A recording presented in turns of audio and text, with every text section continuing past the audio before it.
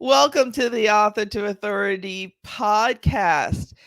And if you've looked at today's title, the Relatability Index, and wondered how that was going to make a difference in your media, not only in your media, but how you show up as a leader, how you build your business, and how you get clients, because it all relates, then you do not want to miss one moment of today's episode.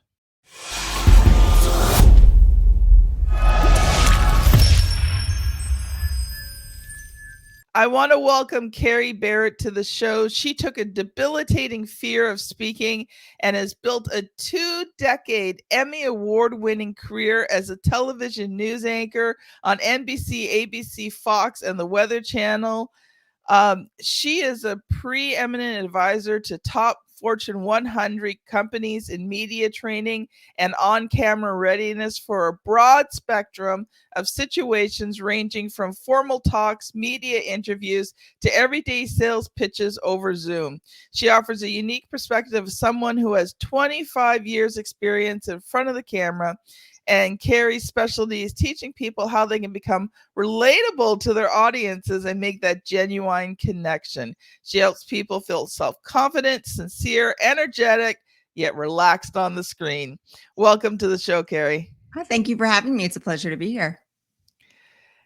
So, Kerry, let's just dive into it today, because I know, like, when we were just talking before the show and you were talking about what the relatability index was, my mind started spinning with all the ways that we could use this. So first of all, just give a brief introduction. What is the relatability index? Absolutely. So this was sort of the first iteration of a study that I commissioned about 18 months ago.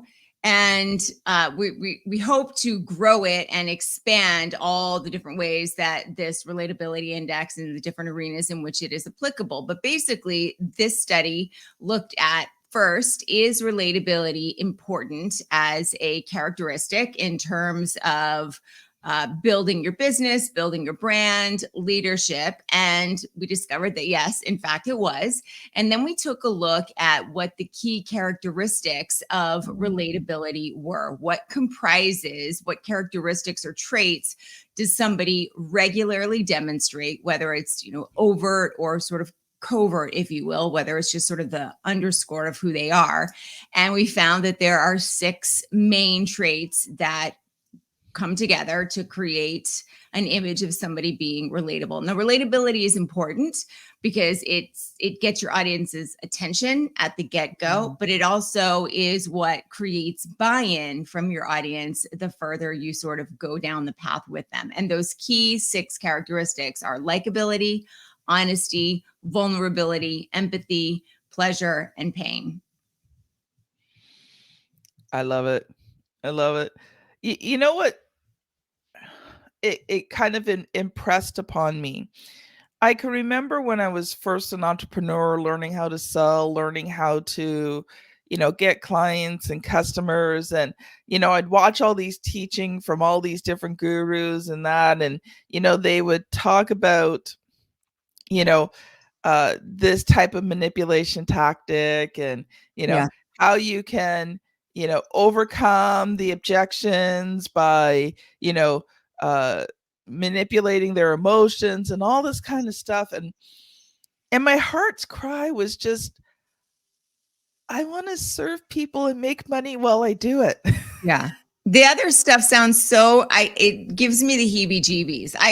I struggle with that too, because I always felt like it was so manipulative. Like, oh, if they have this objection, they can't afford it. This is how you knock that down. And I'm like, well, I don't want to knock it down if they can't afford it. Like, I don't want anybody going into debt to work with me. Yeah. Like, that doesn't feel right. I am completely of the same mindset that, I did not want people going into debt. I mean, I spent a lot of time in debt. I knew what it felt like. I knew the pressure that happens in a marriage when there's so much debt. And so, yeah. And finally, one day I just said, forget it. Yeah. I'm just going to be an entrepreneur the way I want to be an entrepreneur. And if I don't make as much money as other people, oh well, at least I can look myself in the mirror every day. So Yeah. that decision changed my whole entrepreneurship, and I finally could just be me and, really just create relationships with people, and I found I was happy. Yeah. Yeah. Isn't that shocking the way that works?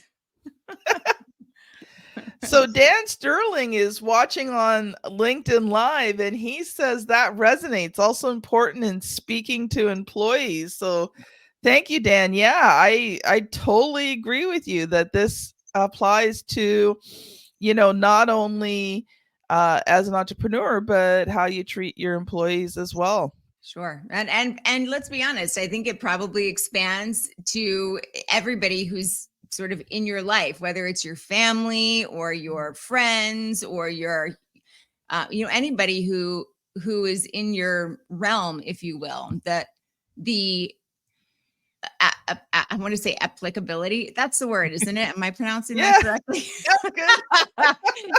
Expands beyond business for sure. We're focusing obviously on business here, but this is really just about being a person who's able to build relationships and communicate effectively with others. At the end of the day, that's what those traits are about. Oh, we are going to take a very quick commercial break. Audience, RTA Publishing has resources that are going to help you take your business to the next level and help you to write books that not only scale your business, but also help you convert readers into clients. So, promise you, very quick 15 to 20-second commercial break. One of the keys to becoming an author is hiring the right publisher. It's the difference between having a book that converts readers into clients and one that sits unused on a shelf. Check out 7 questions to ask before hiring a publisher. Get it free at authortoauthority.com/publisher. Welcome back. Kerry, I am already so much enjoying this conversation and how we can, be authentic and relate to people. So I would love for you to do more of a deep dive into, the relatability index, those 6 things that you need to be, so that people can relate to you more. Absolutely. So I do a lot of training with my clients that is sort of falls under the category of media training. And you touched on it a little bit in the introduction, but I work with a lot of people who are using the camera or the lens as their stage for public speaking rather than actually getting up on a stage or on a podium. But I want to be clear to anybody who's listening, even if you're not speaking in front of a camera or you're not courting media opportunities or you're not posting videos on social or doing client calls or whatever, this applies in any sort of communication. It applies when you're on a stage, it applies when you're one-on-one, it applies when you're in a conference room with the rest of your team. So the first trait is likability, and it's really simple. I mean, you're relatable when you're likable. When we talk a lot about we want people to respect us, not necessarily like us. And absolutely, respect is important. And by likable, I don't necessarily mean that you have dinner in your employee's home every night with their family. That's not what I mean about likable. I just mean that you have to be somebody at the end of the day who people don't run in the opposite direction of when they see them. So the question here is, how likable are you in fact? And if you're not sure, have somebody else listen in on a talk that you give to your team or during a meeting, or have them watch something that you're doing on video or on camera, and then ask them whether they feel connected or disconnected to you. And you have to find somebody who's going to be willing to tell you the truth. That's the biggest battle of them there. So don't ask subordinate, if you will, for the answer to that question. Ask somebody who is your peer or who is, above you in terms of the ladder of your business. The second trait is honesty, which of course, again, seems incredibly basic, but you've heard that saying that a brand isn't what you say it is, but instead it's what the client says it is. If you say it about yourself, it's opinion. If somebody else says it, it's fact. A trusted brand, right? Have you heard that expression before? I know I have. And Yeah. If you say it about yourself, it's opinion. But if somebody else says it, well, no, it's just straight out bragging. yeah. There's that too. Yes. Oh my gosh. So at the end of the day, a brand that is trusted builds that reputation of being honest as a result of doing repeatedly and consistently what they say they're going to do. So following through on not just words, but tasks and action items and building whatever it is that you say you're going to build, whether it's a culture or a process or a product or whatever it is. It sounds easy and it sounds really basic, but we see, at least I see, a lot of evidence of dishonesty in the world, dishonesty pillars in which businesses are built on, and in fact, well beyond that as well. So think about how honest you really are. And this is not an easy task. You have to go through what you say you're going to do and what you do line by line and make sure that you are in fact illustrating that. And if you have fallen short, have you taken an opportunity to address it, explain it, and let your team know how you are going to remediate? The third trait is vulnerability. And we hear that word a lot. We also hear authenticity. It's two of those buzzwords that are sort of thrown around all the time. And again, easier said than done, because a lot of us, even if we're not aware of it consciously, we sort of cloak ourselves in this protective armor. And we hide behind this pristine or polished image that we work really, really hard to maintain. And when I say vulnerability, it doesn't mean that you have to share every single thing that you've done that has been wrong or bad or a difficult, the wrong choice or the wrong decision, right? But that sort of polish and stuff, that age is gone, right? We want storytelling and we want the stories wrapped in emotion, and emotion is where that vulnerability is displayed. When I talk about this as it relates to video, I talk about how those sort of like slick commercial videos, really professionally done on social media, that's not the stuff that gets the engagement, even for the large brands. Unpolished is sort of where that new polished is. And it just means that we're not hiding behind this veneer. We're perfectly happy to explore emotions and vulnerability in the same way that our audience experiences them as well. So the question here is, what does that vulnerability look like when you are speaking to clients, prospects, an audience, live, recorded, on a stage, through the lens? What does it look like? And what can you do? Let's say on Monday, today's Black Friday, we're back to work on Monday. What can you do on Monday to sort of inject more vulnerability into the way that you influence your market, the way that you influence your customers, the way that you influence your team? The fourth characteristic of relatability is empathy. And I think probably there's not a single person who's watching or listening to this that is surprised that empathy might show up on something called the Relatability Index.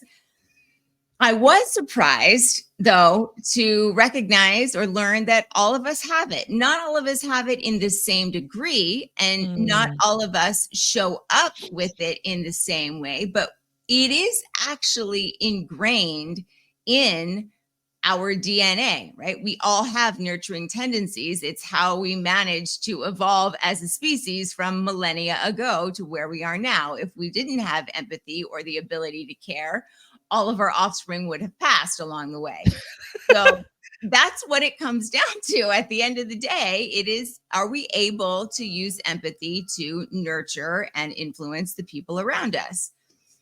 Somewhere I'm going to along the stop way, you there for 1 second, Kerry, because when you said that, all that came through, I remember when my first son was born, and my father-in-law is of that older generation, but it was like having grandkids, that little baby, that little person, especially when he started to hit 1 and 2 and he was walking and moving.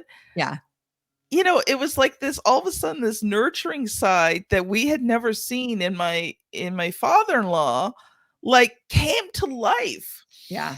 And it was so amazing to watch. And the difference in him personally, when he allowed that nurturing, caring side to come forth, it was a beautiful thing to see. And I think that we underrate empathy. Mm-hmm. We know it's important, but we don't know why it's important in our business, and we don't recognize perhaps how important it is in every aspect of our life. I couldn't agree with you more. And I think sometimes when you were talking about this polished appearance and not being vulnerable and stuff like that, but when it comes to, especially if you're a high level professional consultant, speaker, you have to be, that relatability factor is crucial in terms of building your business. And when you can be a bit vulnerable, and again, like you said, like you're not sharing every horrible personal thing that you went to, because there's vulnerability, and then there's oversharing. well, yeah, and then that goes into like almost like a victim mentality, and that actually defeats the purpose, because now people don't see you as a leader, as that person to follow. They see you as a victim. Mm-hmm. But when you can, one thing I've learned about vulnerability is, we all love the hero's journey.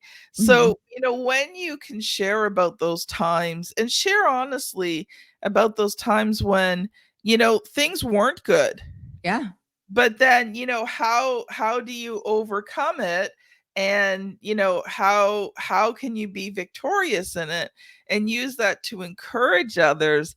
Now that vulnerability gives others strength. Absolutely. 100%. When I first started my business, I listen, I didn't know anything about business when I first started at all. Me neither. All. I didn't even know what the word scale meant. That's not a lie. And so I didn't share in the very beginning of my entrepreneurial journey how little I knew, because I knew that there was a very good chance that would scare away potential clients when I was looking to get my first few, because she might not even be around 6 months from now or a year from now. Now that I'm 3.5, almost 4 years into my journey, I'm comfortable sharing that, because it's something that maybe not my direct clients can go learn from, but certainly it connects them to me, but other new entrepreneurs who may be struggling with the same things. Now I know that I can share that story and show that I was able to come out on the other side. Yeah. And that is powerful. Yeah. And we don't, as entrepreneurs and professional speakers, coaches, those types of people, we don't realize how, when we can be authentic, when we can be vulnerable, when we can share those stories, the impact. And when you share a story properly, Dan put in his comment, everybody wants to feel understood. Well, that story, that vulnerability actually allows people to feel understood, because your story relates to where they're at. Absolutely. And I think too, we also have this tendency, or many of us do, that when we hear something, we want to like jump in and fix it. And maybe we can, but the key thing here is to just sort of like step inside the story and have a look around and stay tapped into what they're feeling, because that is the critical step in building the trust and building the influence. It's not actually fixing it, it's understanding it. Couldn't agree with you more.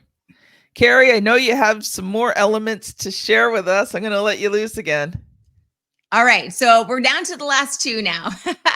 Pleasure and pain. And pleasure and pain may not be intuitively part of the relatability index, or how it helps us relate to those around us. But hopefully when I explain these two, it will make a little more sense. So pleasure is one of the things that I really like, because it makes me think of my children. And research actually does show that this is a fairly high character index on the, or character trait rather, on the relatability index. But it's really overlooked, especially when we talk about sales and marketing. Those are the two areas in which we do not find that this shows up in the way that it should.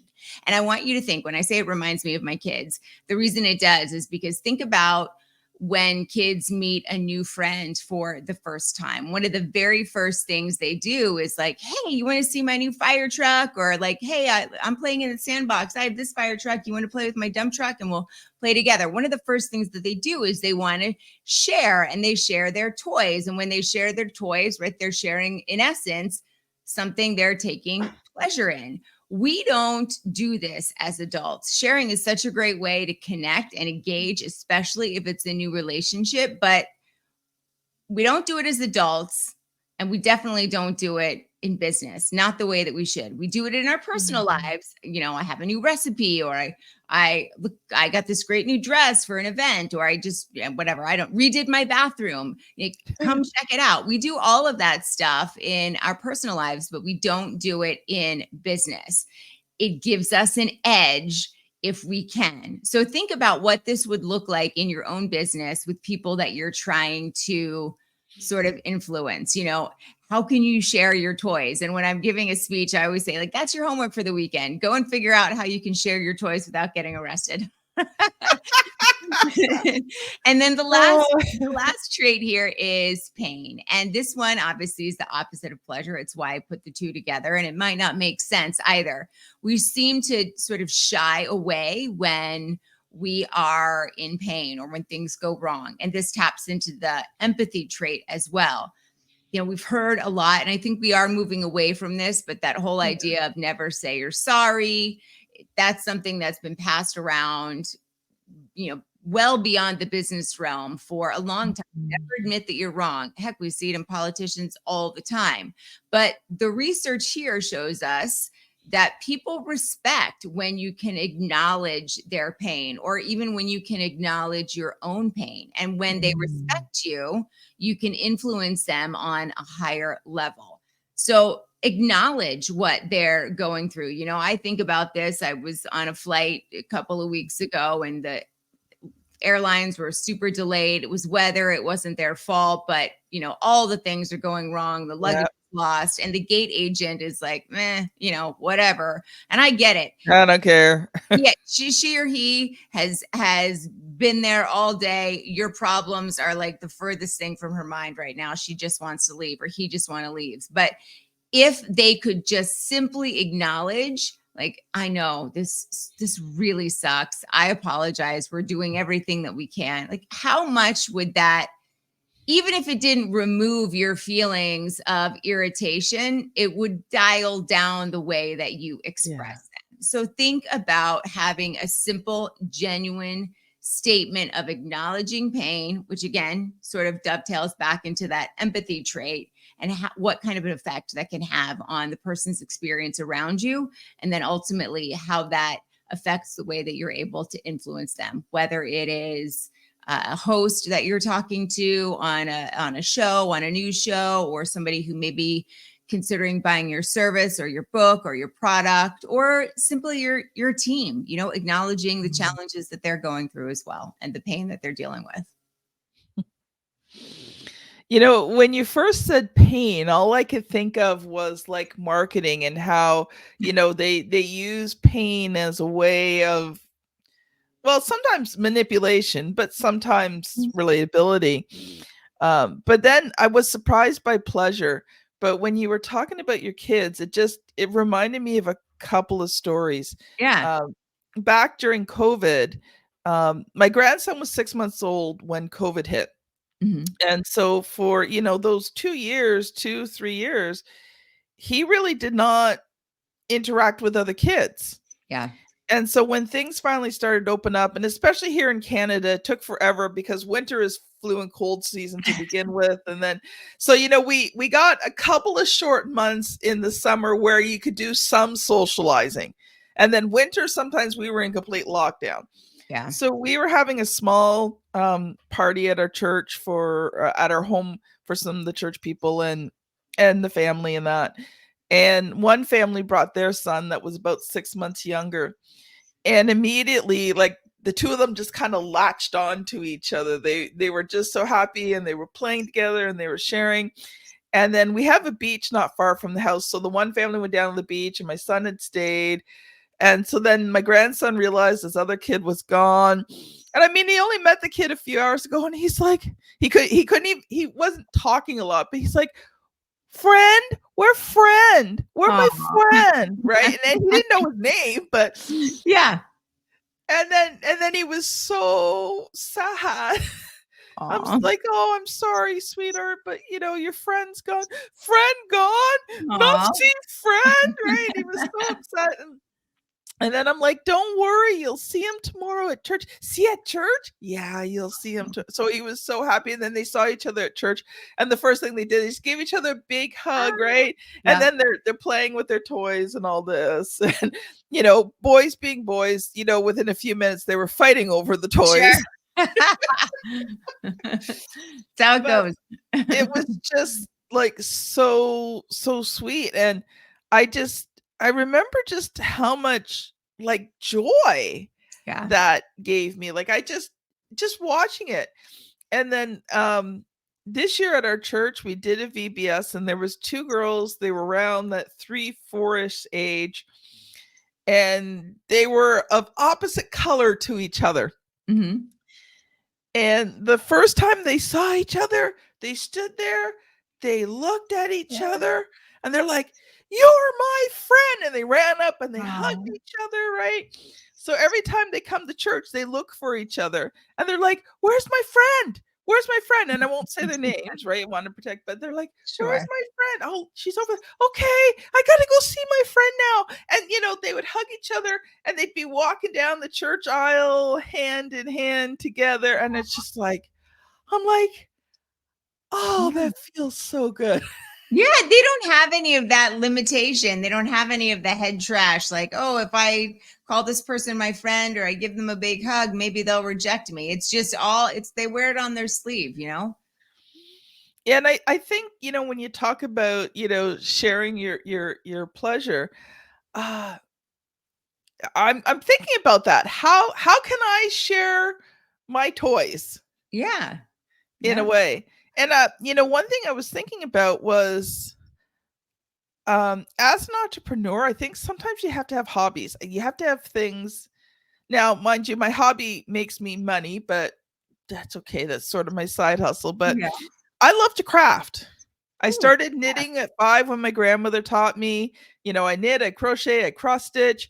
Over COVID, well, my husband knows this, so I can say it. I found a new love. Okay. It's called the Cricut machine. It's spelled Crick, but it said Cricut. It's spelled Cricut, but it's called Cricut. And this machine cuts like everything, and you can make all these different crafts, and you can do sort of fun things like mugs. You can do stickers. Look at that. I've never heard of this thing. So audience, if you're listening, I'm just holding up a sheet of 1-inch Christmas stickers. So one of the things I did is I liked designing, and I was always having designs made for the things. I'd pay people design. I can have the vision of it, but I'm not a graphic designer. So when I try, I know what I want, but when I try to get it, it just doesn't work. It doesn't look the way different than in your mind's eye. So anyway, I decided that I would start selling these designs because there's other crafters. And actually, I'll just share a little pleasure I had. In October, I was actually accepted by Cricut as a contributing artist. So now they allow my designs to go into their software for everyone to use. That's so cool. And when people do use them, I make money. So it's like the best of both worlds. So that's very cool. Yeah, like, how do we share our pleasure? Yeah. We've got about 7 minutes left, Kerry, and I just want to shift gears a little bit to make sure that we cover this. Just before we got on, I was asking you if you were an author, and you said that you're working on your book. So let's talk about that, because that is definitely a pleasure that I would love for you to share with me today. Oh, well, thank you very much. I appreciate that. Well, the book stems from a course that I put together about public speaking, media training, effectively leveraging the lens for visibility and communication. And again, it applies to business owners who are looking to create social or have media opportunities, to executives who are looking to be able to speak well at events, and to their team and remote workforce, et cetera, creating an engaged remote workforce, et cetera. And so the course is, like I said, all about how to communicate effectively and lead and create on camera. The book is sort of an outcropping of that for those who prefer to understand those elements through text first before watching and listening. The book is the text version of the course, along with the elements of the relatability index, how to show them, how to use them, how to grow them, how to build them, and how to help incorporate them to your team if you have one. And so I would eventually like to turn the book into a shortened version, a TEDx talk. Hopefully that's something that will happen in the next year. But the book is of the same title as my course. It's called the VIQ Academy. VIQ stands for Video IQ. And it is in the final phases of the writing portion. So I'm hoping that I will have that out and to the general public sometime in Q2 or Q3 of 2024. Nice. Thank you. Definitely can see you getting it done in 2024. Oh, I'm so excited. Thank you.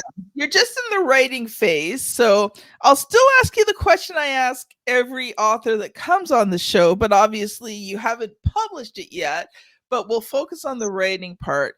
So far, what has been sort of the good, the bad, and the ugly of writing this book? Oh my gosh. Well, I've never written a book before. So there's a lot to each of those. I have enjoyed it. I have refined. Actually, there's some things that I have discovered as I have written and done some more market research in the course of writing it as well. And in the course of sort of growing and expanding my program and tweaking it, that I will incorporate into the video portion as well. So I've learned a lot. That has been one of the good elements. I've learned a lot about how my potential clients consume and the ways that they are able to, how they're able to practice, especially from reading it versus watching it. It's a different sort of consumption. And so sometimes executing on, the practice things and the ways that I suggest sort of deploying these new skills are slightly different. That has been very interesting, and it will help me grow down the road. The bad, I think, is that I just didn't realize how laborious the whole process would be. I mean, I had the whole course, and the course it's hefty. It is a beefy program. There's no skimping on any of the content or information that I know and how to practice it. And I transcribed it all as I was, recording it. So I thought it was going to be fairly simple process moving from the transcription to the actual copy. That has proven to take quite a bit longer than I anticipated. But like I said, I've learned throughout it. So, there's a silver lining there also. But man, I'll tell you what, for these folks who have written more than 1, 2, 3, 4, 5, I had somebody on my show the other day who I think had written 9. I don't know how you have time to do anything else.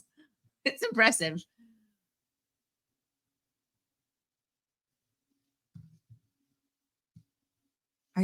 Suddenly I lost you. I can't hear you. Oh, no, I got you back. Darn microphone cable. I have to be careful. Every time I touch it a certain way, it loosens. I gotcha. Being vulnerable here, sometimes technology and podcasting is not fun. No, that's true. I've been there too. No worries.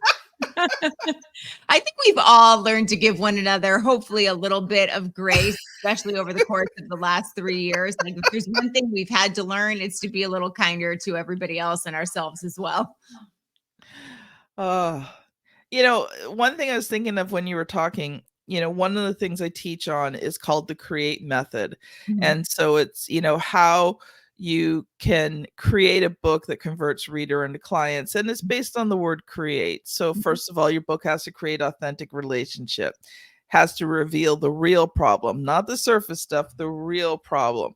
Engages the reader, not only engaging writing, but how are you giving your readers opportunities to connect with you outside of the book?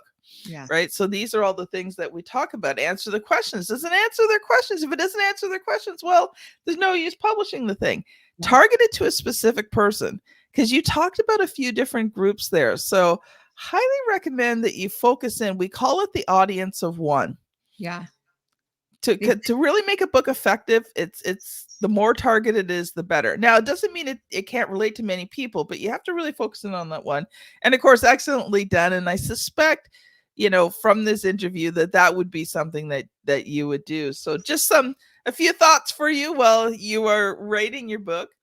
We are pretty we are out of time. We're actually a little bit over. Kerry, I would love to give you an opportunity to share one final thought. And then if people have enjoyed today's conversation, how can they connect with you?